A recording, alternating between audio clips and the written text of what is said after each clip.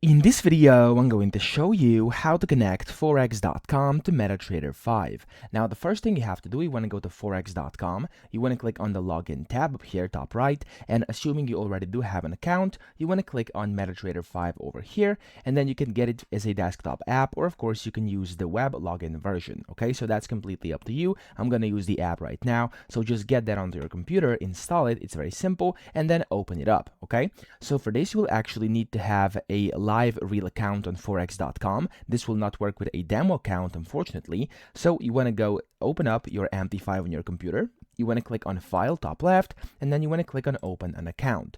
Now in here, you want to look for StoneX. So like this, StoneX, find your company. And it's going to find StoneX over here. Let me scroll down. There we go, StoneX Europe. And here it says forex.com. Okay, so this is the one they use. Just click on it, click on Next. And then on here, what you have to do is you want to click on connect with an existing trade account, and then you want to type in your login, which is usually a long number, and the password as well for your trading account. And then down here, select if it's a live or demo account, and then click on finish.